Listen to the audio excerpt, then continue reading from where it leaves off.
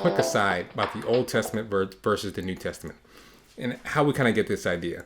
See, the Old Testament is essentially 4,000 years of human history. We see 4,000 years of human blunders, human screw-ups, human sin, essentially. We see all that in the Old Testament. The New Testament is really written only in about a 100-year span. That's all we really see is 100 years within the framework of the New Testament. And it focuses almost solely on the life, death, resurrection, and teachings of Jesus Christ. That's what it's focused on. Because again, it's an unveiling of the Old Testament. So it's talking about the promised Messiah and unveiling all his wondrous works that he did for us. So it's easy to kind of see that the Old Testament is negative. There's a lot of judgment and a lot of sin and a lot of craziness going on.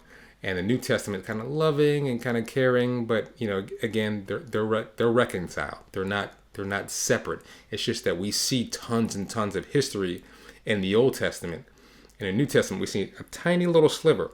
And even if you look at current day, you turn on the news or you pick up a history book and you look at, your Hitlers, your Stalins, your Mao Zedongs, your Pol Pots. You look at, the slave trade. You look at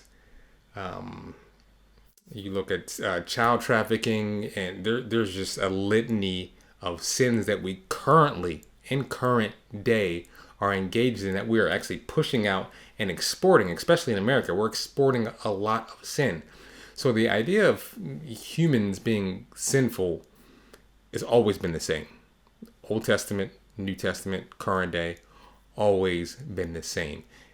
Humans are we're sinful people. That's just our nature, and that's the reason the Messiah came, to save us from our sins.